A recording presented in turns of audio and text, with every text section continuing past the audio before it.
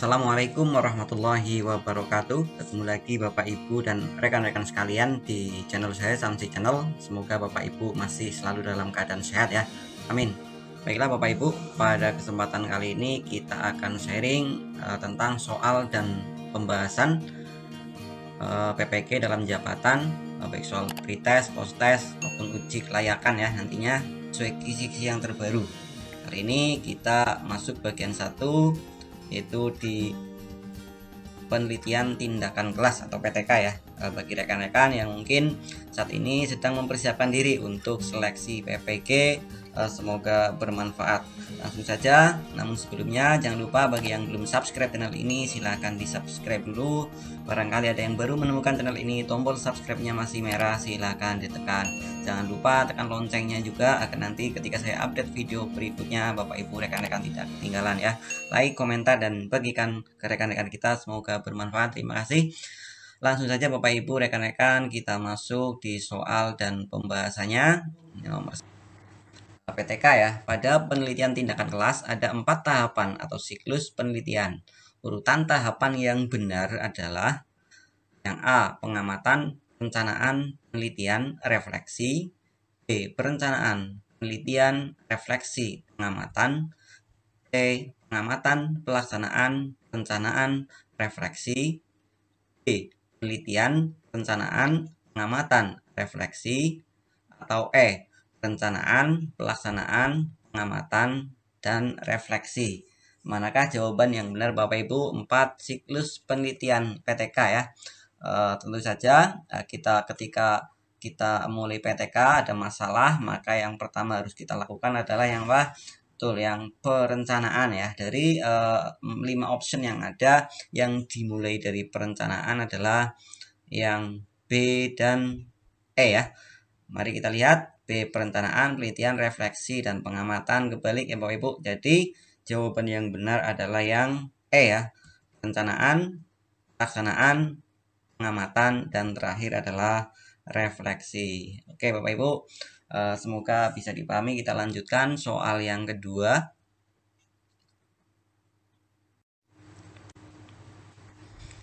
Penelitian tindakan kelas adalah penelitian yang dilakukan di dalam kelas menggunakan suatu tindakan untuk meningkatkan kualitas proses belajar mengajar agar diperoleh hasil yang lebih baik dari sebelumnya. Manfaat PTK bagi sekolah adalah untuk meningkatkan A, kinerja guru, B, kemampuan guru di bidang instruksional, C, kualitas pendidikan di sekolah yang bersangkutan, D, daya inovasi pada diri guru, atau E, kualitas pembelajaran di kelas. Mari kita lihat soalnya. Manfaat daripada PTK ya. Penelitian tindakan adalah penelitian yang dilakukan di dalam kelas menggunakan suatu tindakan untuk meningkatkan kualitas proses belajar mengajar agar diperoleh hasil yang lebih baik dari sebelumnya. Manfaat PTK bagi sekolah adalah untuk meningkatkan manfaat PTK bagi sekolah. Kita tahu bahwa manfaat dari penelitian tindakan kelas yang kita lakukan itu banyak sekali. Manfaatnya bisa untuk guru, untuk siswa, untuk sekolah, atau pihak lain ya. Yang ditanyakan di sini adalah manfaat PTK bagi sekolah. Jadi kata kuncinya di sini, manfaat PTK bagi sekolah Bapak Ibu. Mari dari option yang ada kita lihat yang A, kinerja guru. Berarti ini adalah manfaat untuk guru ya. Kemudian yang B, kemampuan guru di bidang instruksional. Ini masih guru. Kualitas pendidikan di sekolah yang bersangkutan. Nah ini dia. Kita lihat yang D, daya inovasi pada diri guru. Ini guru. Kualitas pembelajaran di kelas. Ini masih lebih lingkupnya terlalu kecil ya. Yang dimaksud adalah bagi sekolah. Jadi jawaban yang benar, yang paling tepat adalah yang mana Bapak Ibu? Yang B ya.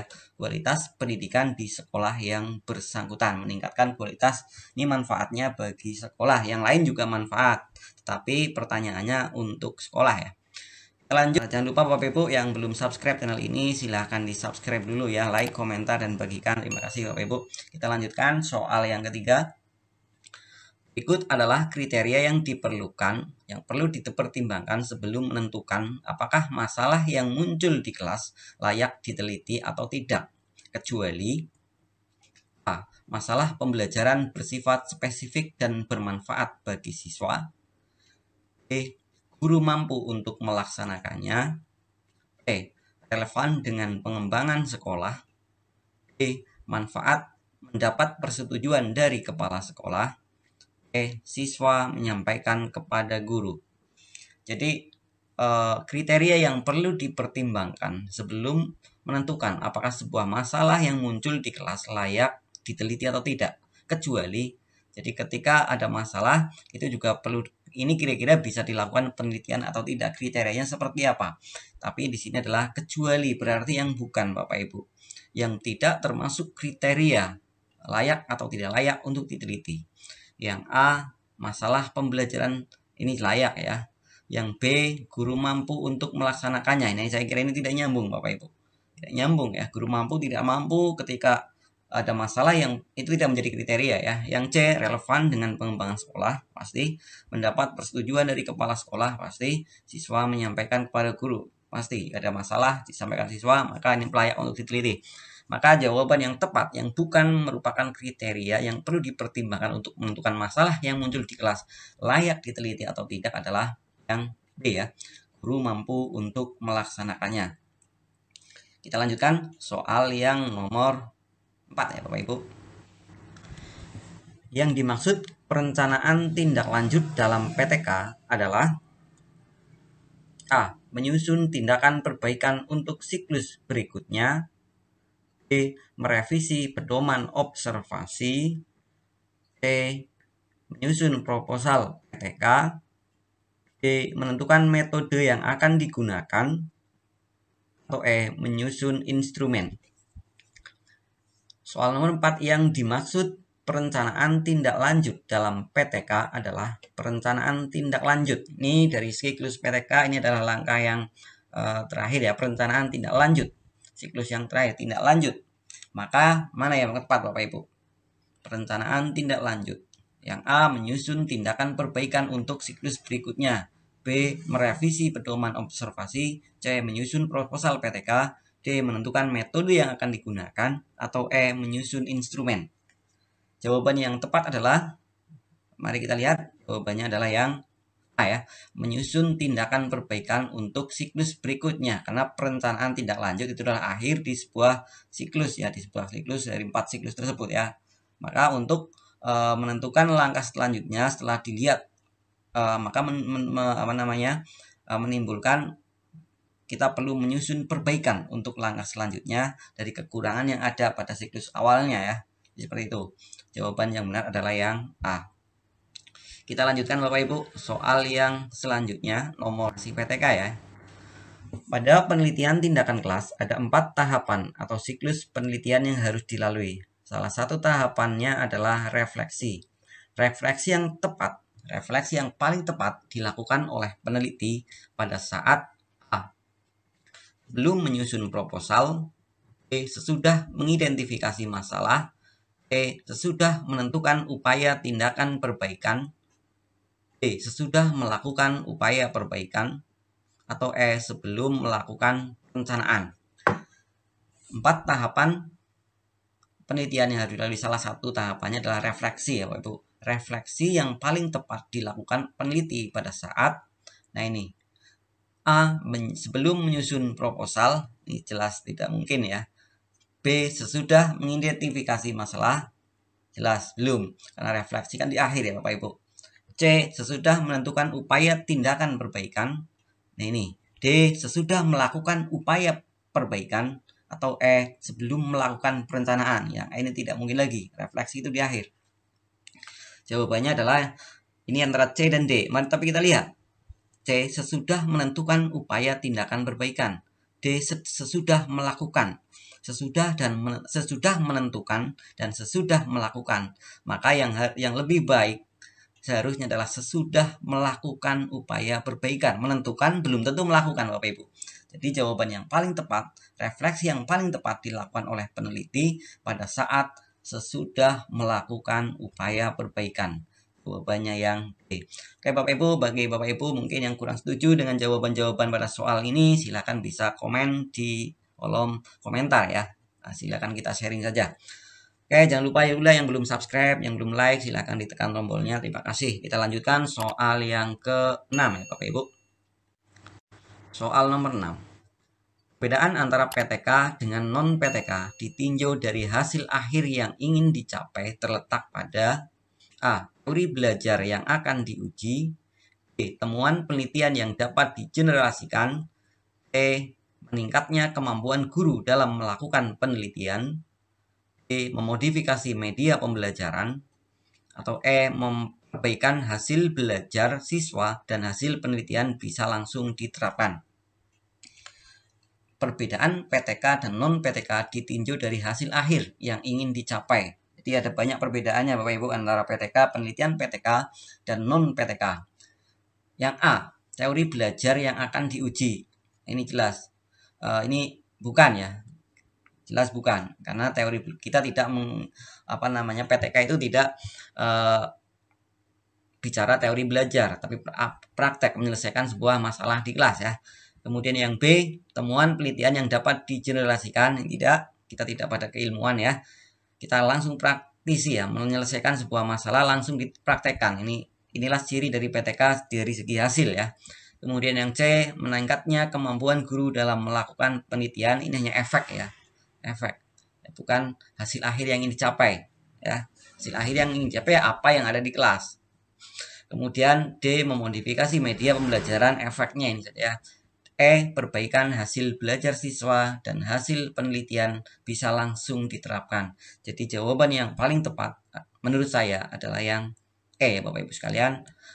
Jadi hasil akhir dari PTK itu ingin dicapai adalah perbaikan hasil belajar siswa dan hasil penelitian bisa langsung diterapkan. Bukan bicara teori ya, bukan bicara temuan ya, tapi bisa langsung dipraktekkan dan ada imbasnya.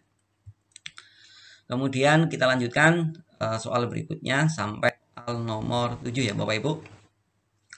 Yang dimaksud dengan proposal PTK. Proposal PTK Bapak Ibu pada dasarnya adalah A. Prosedur penelitian yang harus dipatuhi guru pada saat melakukan penelitian. B. Penelitian yang dilakukan guru di sekolah. C. Rencana kegiatan penelitian yang diusulkan guru. D. Rencana penelitian yang diusulkan guru untuk memperbaiki pembelajaran di kelasnya. E. Menyusun instrumen. Yang dimaksud dengan proposal PTK pada dasarnya adalah proposal Bapak Ibu. Bicara proposal, maka kita langsung kalimat yang ada di sini yang cocok menurut saya adalah langsung ke rencana ya Bapak Ibu. Yang rencana itu hanya yang C dan yang D.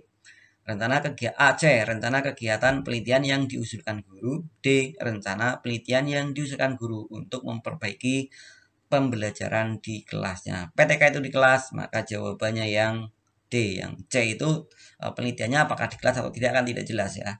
Jadi jawabannya yang D. Yang dimaksud proposal PTK pada dasarnya adalah rencana penelitian yang diusulkan guru untuk memperbaiki pembelajaran di kelasnya. Kita lanjutkan. Soal nomor 8. Sekali lagi, bagi yang belum subscribe channel ini, silahkan di subscribe, loncengnya ditekan Bapak Ibu, agar tidak ketinggalan dengan video saya berikutnya. Terima kasih. Nomor 8. Dalam menyusun laporan PTK, intisari permasalahan penelitian ditulis atau disajikan di bagian A. Pendahuluan, B. Identifikasi masalah, C. Perumusan masalah, D. Kesimpulan, E. Tinjauan teoritis. Dalam menyusun laporan PTK, intisari permasalahan penelitian ditulis atau disajikan di bagian A. Pendahuluan, identifikasi masalah, perumusan masalah, kesimpulan, E. Tinjauan teoritis. Jawaban yang benar adalah pendahuluan, identifikasi masalah, perumusan masalah, kesimpulan, tinjauan teoritis. Jawaban yang benar adalah yang di mana Bapak Ibu? Yang di bagian pendahuluan ya. Identifikasi masalah, perumusan masalah menyinggung juga intisari permasalahan. Tapi lebih jelasnya identifikasi masalah, perumusan masalah itu semua ada di pendahuluan ya Bapak Ibu. Kesimpulan yang D tidak mungkin, tinjauan teoritis tidak ya. Jadi jawaban yang benar adalah yang A di bagian pendahuluan atau bab 1 ya. Kita lanjutkan soal berikutnya. Ya, di pendahuluan kita lanjutkan nomor 9 ya. Kesimpulan hasil PTK sebaiknya merupakan penjelasan-penjelasan yang disusun sesuai dengan A. Urutan identifikasi masalah, B. Pertanyaan penelitian, C. Temuan penelitian, D. Hasil analisis data, E. Hasil dari observasi. Kesimpulan hasil PTK sebaiknya merupakan penjelasan-penjelasan yang disusun sesuai dengan yang mana Bapak Ibu? Urutan identifikasi masalah, pertanyaan penelitian, temuan penelitian, hasil analisis data, E. Hasil dari observasi. Jawaban yang benar, yang paling tepat, disusun sesuai dengan pertanyaan penelitian ya. Pasti sesuai dengan pertanyaannya apa, nah itu dijelaskan dengan di dalam kesimpulan. Sesuai urutannya, sesuaikan dengan pertanyaan penelitian di awalnya ya. Oke, selanjutnya nomor 10. Ini hasil analisis masalah menunjukkan 1. Siswa tidak mau menyimak pembelajaran. 2. Guru menjelaskan dengan metode ceramah. 3. Siswa tidak ada yang bertanya kepada guru tentang materi yang baru saja disajikan. Permasalahan yang dapat dirumuskan berdasarkan kasus-kasus di atas adalah A. Metode apa yang sebaiknya digunakan guru agar siswa mau menyimak pelajaran? B. Strategi apa yang sebaiknya digunakan agar siswa mau menyimak pelajaran? C. Bagaimana saya memotivasi siswa agar mau bertanya? D. Bagaimana cara saya menyelesaikan masalah ini? E. Media pembelajaran apa yang bisa saya pergunakan? Permasalahan yang dapat dirumuskan berdasarkan kasus-kasus di atas adalah, nah ini ada kesalahan di soalnya ya, harusnya ini sebenarnya kecuali ya, kecuali karena kita lihat yang A benar ya, ini sesuai dengan permasalahan, menjawab, bisa menjawab. Siswa tidak mau menyimak, maka ini menjawab permasalahan di atas, bisa dirumuskan ya. Kemudian yang B, strategi apa? Nah ini juga sesuai ya, metode, strategi. Kemudian bagaimana cara saya memotivasi siswa agar mau bertanya? Nah ini juga menjawab dari analisis permasalahan yang ada. Oke, yang D, bagaimana cara saya menyelesaikan masalah ini? Nah ini tidak menjawab ya, terlalu umum. Yang E, media pembelajaran apa yang bisa saya pergunakan? Ini jelas dari masalah ini pasti karena kekurangan media pembelajaran juga. Maka jawaban yang paling tepat tidak fokus menjawab analisis di atas adalah yang D ya. Bagaimana cara saya menyelesaikan masalah ini? Masalah yang mana gitu kan? Oke Bapak Ibu, ini soal yang nomor 10. Kita lanjutkan. Silakan jika ada yang ingin di-sharing, ada yang tidak setuju dengan jawaban-jawaban yang ada, bisa ditulis di kolom komentar ya. Terima kasih. Kita lanjutkan. Oh ya, kita untuk bagian 1 sekian dulu ya Bapak Ibu. Kita lanjutkan di bagian 2, soal-soal bagian 2. Semoga bermanfaat. Kita akan sharing di soal-soal bagian kedua. Mudah-mudahan silakan, makanya bagi yang belum subscribe channel ini silakan di subscribe agar tidak ketinggalan dengan update video-video saya berikutnya ya. Kita ketemu di video selanjutnya. Selamat belajar, selamat berjuang bagi Bapak Ibu guru yang akan melaksanakan atau sedang mendaftar PPG dalam jabatan tahun ini ya. Saya sudah doakan sukses. Selamat belajar. Kita ketemu di video selanjutnya. Terima kasih. Subscribe, jangan lupa like, komentar, dan bagikan. Saya doakan Bapak Ibu semua sehat, sukses. Amin amin ya robbal alamin. Saya akhiri. Wassalamualaikum warahmatullahi wabarakatuh.